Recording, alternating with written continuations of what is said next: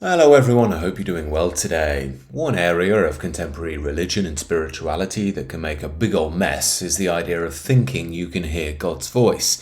It's sort of a bit wacky really, isn't it? The sort of people that tend to say that are the sort of people that think they've been divinely called to kill the US president or something like that.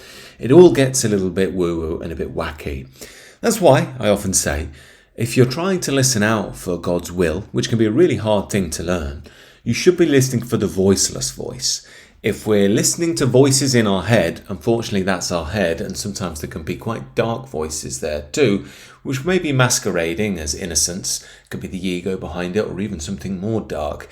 So I tend to agree with the mystics on this and think you're best off just steering clear of the mind. The mind is very good for practical purposes, but God's will is a bit deeper than that. Now, that language can sound really weird in this day and age. You know, we're so practical now, we're so top heavy, as I call it, in our head all the time. That's why a really good basic exercise to get you into this is practicing contemplation in the morning. I did do a video on that a while back if you want to check it out. But the idea is just bringing your conscious focus to different parts of the body. If you're just still, listen to the birds outside, listen to the air, ideally in the morning. Just see where your energy is in the body. Most of the time it's in our mind, and this is really the result of modernity. Descartes, I think, therefore I am, which is sort of the precursor to lots of later Western philosophy. But I would say in spiritual understanding, that's getting things a little bit wrong. We're missing out the I, which is before thinking, which is the God presence, you might call it. But the point here is that we want to try and see where our energy is. And if you can bring it to the heart, you'll start to realize something quite quickly. And that's probably the best way to start with all of this stuff, is to recognize the speed at which you go at in life. Now, I tend to go very quickly in life, and I have to really be conscious in the morning, especially, of coming into God's being, God's pace. And this was especially bad at different times in my life where I'd be, lost in a woman or lost in work or whatever it is. And I'd wake up and just do that thing. Now, I still can fall into that behavior. But really living in God's energy demands that we stop, we slow down. We realize that something comes before all of our worldly wants, needs, and desires.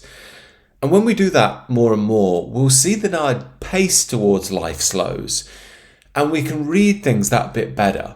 We're not getting lost in the noise quite as easily. So I often say when you listen to great spiritual masters, Christian monks, Zen masters, they speak slowly. They don't speak quickly. They're not machine gun fire speech. There's a lot of those guys out there in the New Age world these days. Again, I'm sure they mean well. I'm sure they're saying some good stuff. But if you're speaking very quickly, to me, you're just ahead of the pace of life. Life is easy. It flows. Now, I personally notice this. It's almost like when I'm out of sync, I'm like an electric guitar over a steady drum beat. And I'm going all mad and jingly jangly. But I need to slow that right down and almost like intertwine the riff that I'm making with my life's work with the pace of life itself. So once we actually slow down, we'll start to read ourselves, people, see what's going on around us that bit better. Paradoxically, we'll actually move faster in the long run than we would with all the rushing, and getting lost in the world as well. So that's the first thing. Slow ourselves down. We're already in God's voiceless voice when we're doing that because we're being guided by something deeper. We're aware on a more profound level. The next thing, when you really will know that you're on the right track, it will be marked by clarity. Now, I say clarity because we have to be careful of those spiritual wins you might get. Many people, especially on YouTube these days, loads of really great teachers out there, people can have real, genuine spiritual experiences, especially in the non-dual movement, the New Age stuff. It's a real direct access to lots of spirituality. But the problem is, because you have good guides that are introducing you to spiritual experiences beyond yourself, it doesn't necessarily mean that these experiences have bedded in, nor that you've truly understood things on the heart level. And I speak for myself here too. It's another reason why I'm very passionate about tradition. It guides that process when it's properly understood in a wise and stable manner rather than it being haphazard. And why I aim for clarity over if you like, the more dramatic experiences of awakening, is because clarity is calmer. Clarity is more steady. You don't need to shout. You don't need to tell the world. It's just being aligned, I guess you could say, within. That's more what we're aiming for here. And this will come with a sense of knowing you're on the right track. I remember experiencing this when I first started getting into spirituality. I was just full. I had an infinite wellspring inside of me. And that's come and gone in life. Sometimes it's been really just flowing, and other times it's been quiet. And that's all right. That's all right. Easy come, easy go, and be as God wants me to be. But I knew at that stage I had something to say, and it wasn't to say, but to release, something to give. It was like the flower within me was being born. And that's what we're looking for. That's God's voice. It's not, Richard, you must do X, Y, Z, or, vote for whatever political party. These are mind-based things. It's the inner knowing, the inner authenticity, the inner clarity. Now, you might be listening to this and thinking, yeah, but I just don't know. I've never had that before. And friends, don't worry if that's the case. Believe me, I've been there. We have to be lost in order to be found. And the more you can embrace your lostness without running away into the noise of the world, or ideas or ideologies, or even religious and spiritual ideas, the better you will be in the long run. You're a spiritual warrior when you're doing that. Because in my experience, sometimes we have to be really lost.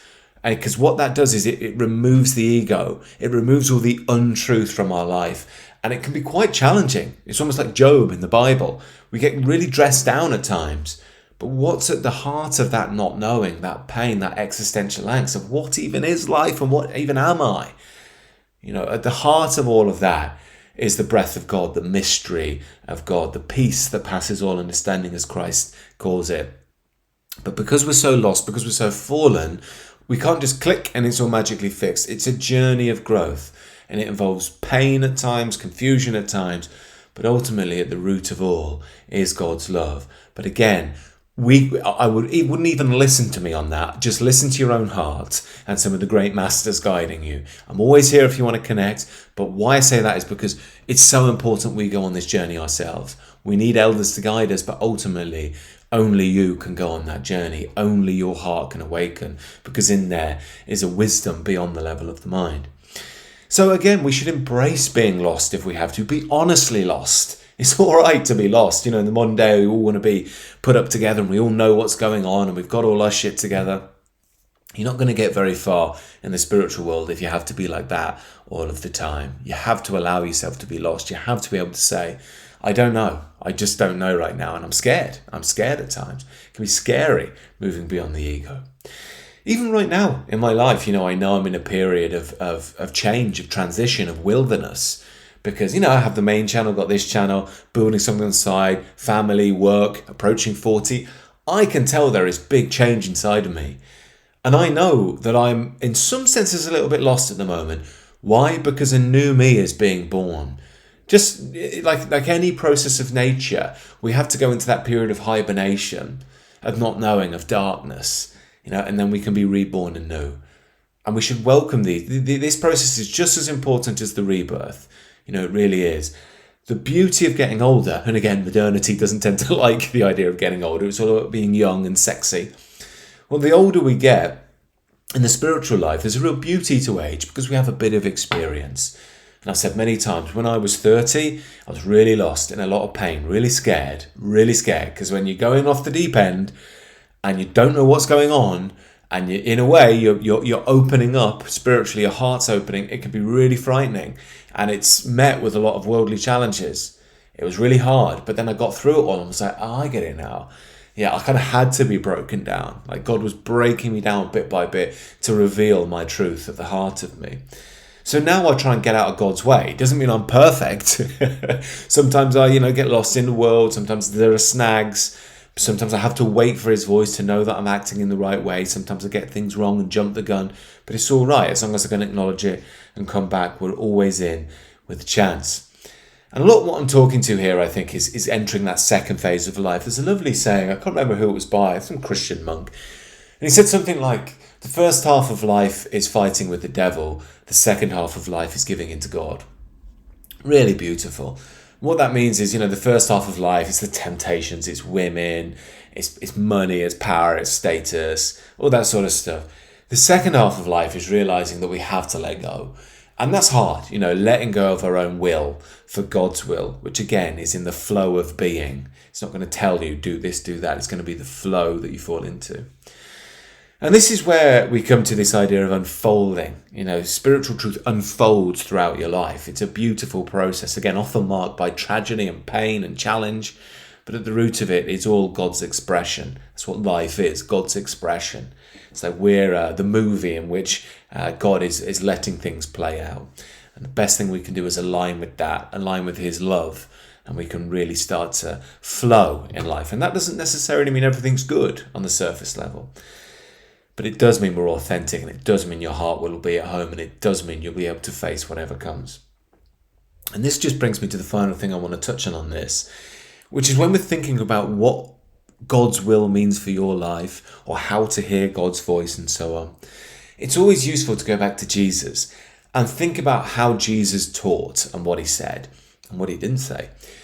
What we find is that Jesus pretty much always talks in principles. He very rarely says, do this, don't do that. He tends to be more concerned with people aligning themselves with the truth within, or God, and being in that energy first. And there's a lovely teaching from a monk of some sort. I think he may have been perhaps a Buddhist monk. I can't remember exactly. No, he was a Christian. That was it. He was a Christian mystic. And someone asked him, what's the greatest law? And he said, love and do what you like. Because again, if you're in God's love, you can do what you like, because you won't be falling into, quote, sin. You won't be falling into the deep end. You'll be in that state of truth. So again, this is what Jesus wants you to go back to. And then you can decide what's right. And then, of course, there will be differences and confusion in the world. There always will be. But if you can say honestly, what you found to be true, if you can say genuinely that you're doing something because it resonates with you in your deepest heart, and you're not doing it to be like F you, or I don't give an F what other people think, which is always just a sign that people very much do care what other people think. You can embrace life in the right context, and even where there is conflict and disagreements, if you're coming with the right energy, you will know how to deal with it. If someone's too in their ego, just leave it. It just doesn't matter. If someone is perhaps a bit more spiritually aware, then you will have the aptitude to communicate and connect with that person. So listening to God's voice, following God's will, it's about a state of flow, about letting go out of the mind into the spirit. That's why we need the spiritual practices. I'm thinking of building a course on those soon that you can engage with, but I would certainly say check out the earlier content as well. Other than that, thank you for watching. As always, do subscribe to this channel if you're new, and let me know your thoughts down below. God bless, brothers.